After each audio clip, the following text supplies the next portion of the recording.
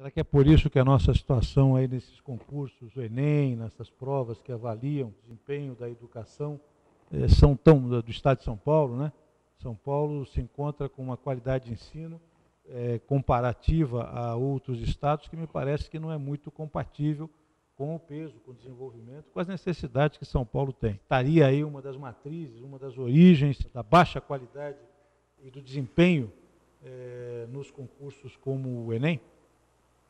Creio que sim, porque tem se falado muito sobre a educação no estado de São Paulo, onde, do ponto de vista da avaliação do desempenho dos alunos, tem ficado a desejar no sentido de orientação por parte da Secretaria de Educação do Estado em não avaliar com mais profundidade os alunos durante as provas, na sua formação.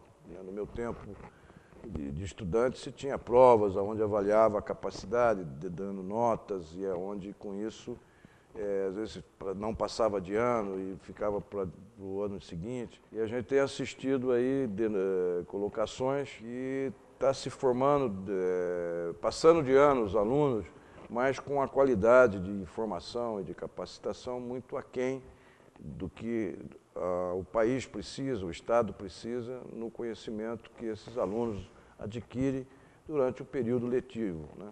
Uma coisa que é preocupante também, Lindolfo, que eu acho que é um assunto que é preciso que a gente avalie com calma, né?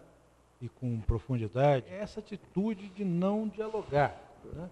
E uma atitude também, quer dizer, você vê, o governador Serra, ele declarou que não dialoga com os professores porque a greve é de 1%, quer dizer, só estão participando do movimento 1%. No entanto, na assembleia que eles fizeram, na manifestação que eles fizeram na Avenida Paulista, a própria Polícia Militar registrou a presença de mais de 60 mil professores. 60 mil professores é uma coisa que deveria ser levada em consideração na hora de analisar, certo? Se deve dialogar, se joga mais duro, se não joga. Quer dizer, não é uma coisa de uma minoria. Se 1% é pouca gente. Mas 60 mil professores se manifestando na Avenida Paulista, parece que há uma adesão importante para a greve, você não acha? Sim, é um dado fundamental, né, você ter 60 mil professores, né, e a cada dia aumentando aí a sua participação, e ter por parte do governador do estado uma intransigência em não dialogar e uma distorção,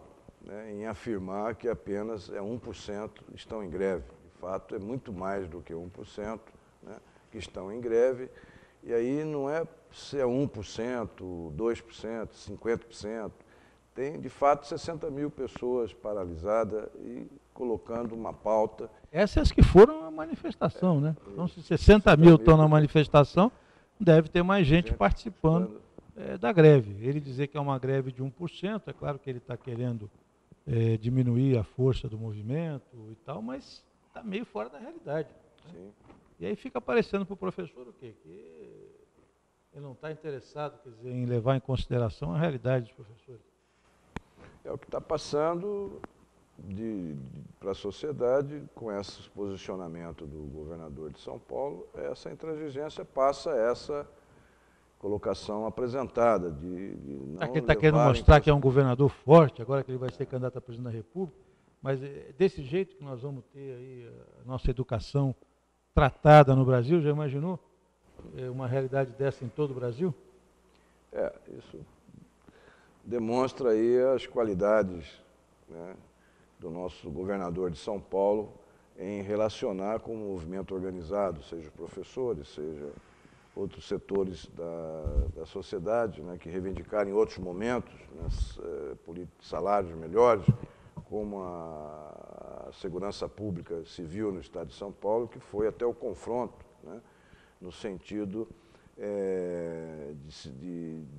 de buscar uma solução por parte daquele movimento, né, se jogou uma parte da polícia organizada, a polícia civil, contra a polícia militar aqui no estado de São Paulo. E na intransigência de não dialogar, discutir, negociar, né, com a sociedade organizada, com seus dirigentes, com seus sindicalistas, né, que tem uma pauta apresentada que, nesse sentido, deve-se de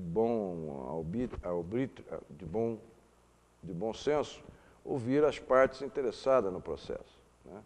Creio eu que um governador do estado como o nosso, né, e também, segundo o processo em curso, agora em abril se licencia para ser candidato a presidente do país, deveria ter uma postura mais democrática, ouvir as partes, até para demonstrar perante a sociedade brasileira, né, que é um governador que ouve as partes, que busca soluções, que encaminhe soluções, né, que negocie com o conjunto dos professores, que leve em conta o conjunto da sociedade, as dificuldades dos alunos, né, as mães que estão com os filhos sem aula, a necessidade de repor essas aulas perdidas lá na frente.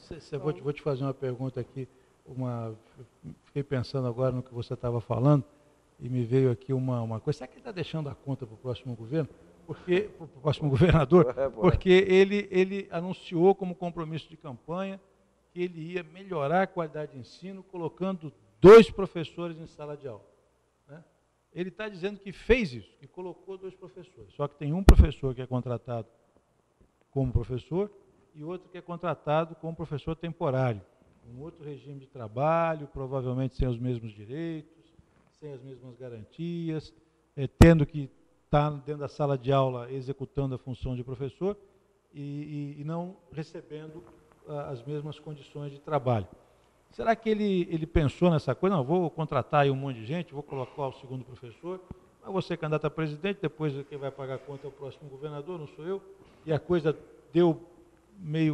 não deu certo, quer dizer, na verdade os professores, antes dele sair candidato, já estão cobrando a fatura e querendo esse mesmo direito? Creio que, acho que tem por parte do governo essa preocupação aí de demonstrar força e não ouvir. Às vezes tem por parte da direção da Pioesp um encaminhamento, às vezes, com propostas, não no ponto, mas esteja no ponto as propostas apresentadas, né, como o reajuste salarial de 34,3, ou não. É justo que o governo do estado, do principal estado do país, ouça e procure buscar a contento uma solução para o impasse estabelecido, né? Eu sinto que, por parte dos nossos governadores, as coisas muitas vezes caminham para um impasse e aí joga no sentido de procurar enquadrar pela sua autoridade, pela força, o movimento social organizado. Então, me parece... Isso já teve aquele problema com o pessoal da polícia, né, que também Sim. teve aquela greve que foi muito complicada, com manifestação em frente ao palácio, né, inclusive com um policial trocando, enfim, uma situação muito complicada. Acho que essa situação da educação tem que chegar a mudar, né?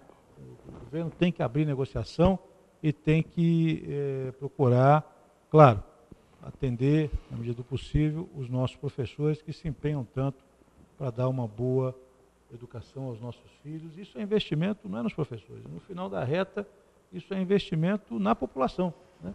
Se o professor estiver satisfeito, estiver feliz, estiver ganhando um salário digno, estiver com condições de trabalho razoáveis, ele vai poder se dedicar melhor, né, ao ensino dos nossos filhos. Quem ganha com isso, a força que o governador precisaria mostrar agora é o compromisso dele com a educação. Você não acha, Lindolfo? Sim, eu acho que devemos caminhar para que essa direção ocorra e, com isso, os professores de São Paulo, os alunos, sejam beneficiados por um procedimento que leve em consideração esse processo. Pois é, Miguel, o programa Fique por Dentro estará acompanhando a greve dos professores no estado de São Paulo para que o governador de São Paulo abra o diálogo nas negociações. É verdade, Lindolfo, é muito importante a mudança de atitude do governador e que ele, de fato, tenha bom senso e reabra as conversas.